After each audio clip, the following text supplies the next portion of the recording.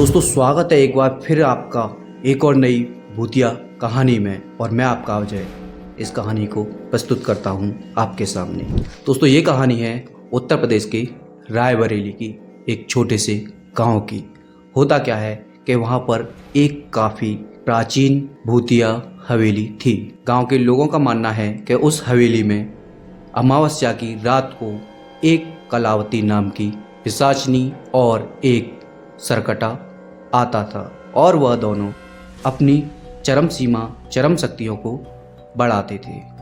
और लोगों का कहना है कि जिसने भी उन्हें देखने की या महसूस करने की भी कभी भी कोशिश की है तो उन्हें उसी गांव के पास एक कुएं में मृतक रूप में देखा गया है।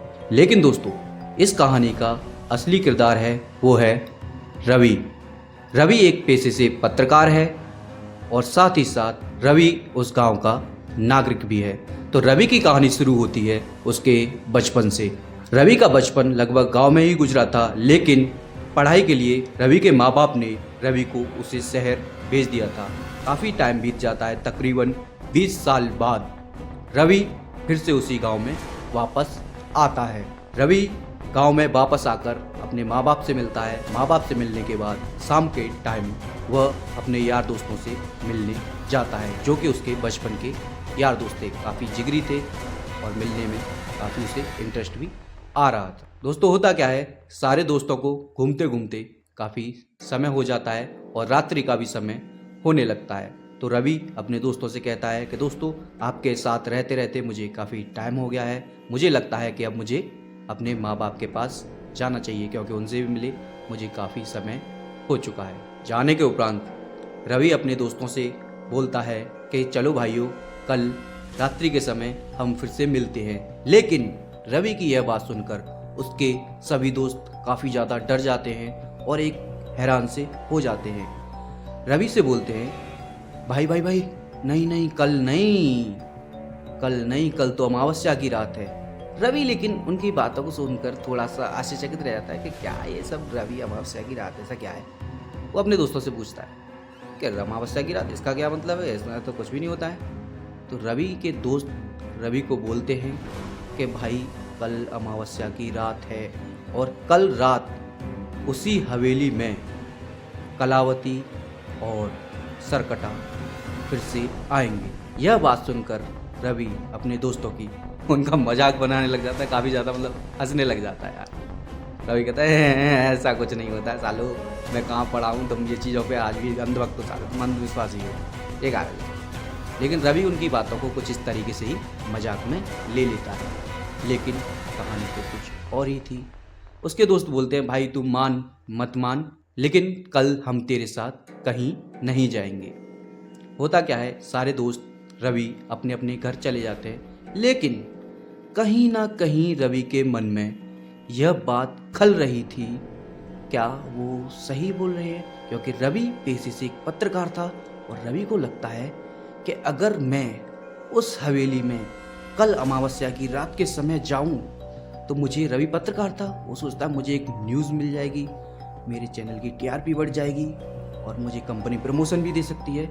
इस विचार से रवि सोचता है क्यों ना उस हवेली में मैं भी जाऊं। अगली सुबह आती है, रवि को बेसब्री से इंतजार होता है। फिर आ जाती है फाइनली अमावस्या की रात और रवि अपने टारगेट पर निकल जाता है। लेकिन अमावस्या की रात काफ़ी काली, घनघोर, सुनसान होती है। रवि रात के अंधेरे में ही निकल जाता है। रास्ते में चलते चलते रवि का अचानक से पैर फिसल जाता है और रवि वहीं गिरकर बेहोश हो जाता है। और रवि की जब एक सुबह आंख खुलती है तो रवि उसी कुएं के पास अपने आप को पाता है। यह देखकर रवि काफ़ी आश्चर्यचकित हो जाता है कि ऐसा आखिर मेरे साथ क्या हुआ कि मैं गिरा उस जगह पर और आया हूँ मैं इस जगह पर। फिर रवि यह बात किसी को भी नहीं बताता, यहाँ तक कि अपने माँ बाप को भी इस बात के बारे में वह नहीं बताता।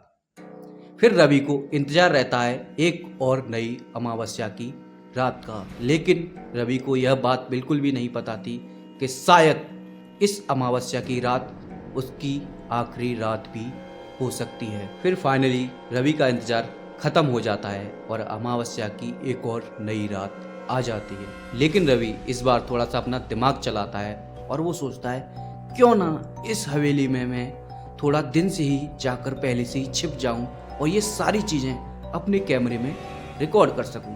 और होता भी वही है। रवि तकरीबन शाम के 4 बजे करीब उस हवेली के अंदर चला जाता है और जाकर छिप जाता है।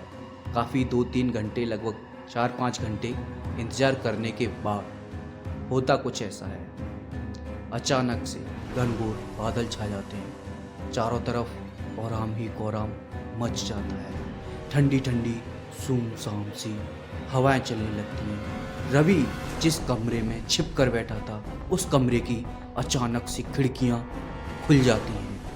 रवि यह देखकर थोड़ा सा तो भयभीत हो ही जाता है, लेकिन असली भयभीत वह तब होता है जब उसे कलावती पिशाचनी के पायल की आवाज़ सुनाई देती है। रवि के कभी इधर वाले कान में तो कभी इधर वाले कान में धीरे धीरे धीरे धीरे इस तरीके से छन छन छन कलावती की पायल की आवाज़ सुनाई देती है। रवि उसे देखकर थोड़ा सा डर जाता है और चुपके से अपना कैमरा बाहर निकाल लेता है। तभी अचानक से वहाँ पर सरकटा भी आ जाता है और यह दृश्य देखकर रवि ऊपर से नीचे तक पसीने से भीग जाता है। वह काफ़ी ज़्यादा डर जाता है। तभी पिशाचनी और सरकटा मिलकर पहले तो नृत्य करने लगते हैं, उसके तत्पश्चात वह अपनी शक्तियों को चरम सीमा पर चढ़ाने वाले ही होते हैं। तभी अचानक कहानी एक नया मोड़ लेती है और रवि अपना सेल फोन साइलेंट पर करना भूल गया था। तभी अचानक से रवि का फोन बज जाता है और सरकटे की नज़र रवि की नज़र से मिल जाती है और तभी सरकटा रवि की ओर बढ़ता है। रवि यह देख खुद को बचाने की कोशिश करता है और अपना कैमरा वगैरह भी इधर उधर फेंक देता है और रवि काफ़ी डर भी जाता है। फिर रवि की ओर पिशाचनी और सरकटा बढ़े चलते हैं और रवि अपने आप को उस बंद कमरे में छिपाने की कोशिश करता है। लेकिन दोस्तों, होनी कहाँ टलने वाली थी। तभी अचानक से होता क्या है, जैसे जैसे धीरे धीरे सरकटा और पिशाचनी रवि की ओर बढ़ते हैं, तभी ऐसा महसूस होता है कि हवेली का मेन गेट किसी ने खोला है। और दोस्तों, जैसे ही गेट खुलता है तभी हमारी इस कहानी पर भी विराम लग जाता है, क्योंकि दोस्तों यह वीडियो काफ़ी ज़्यादा बड़ा हो जाएगा, कहानी अभी बहुत बाकी है। तो आशा करता हूँ यह स्टोरी आपको अच्छी लगी होगी। अगर अच्छी लगी है तो प्लीज़ एक लाइक कर दो और साथ ही साथ चैनल को सब्सक्राइब कर लो, क्योंकि पार्ट 2 हम इस वीडियो का जल्द ही लाएंगे। मिलता हूँ नए वीडियो के साथ, जब तक के लिए नमस्कार।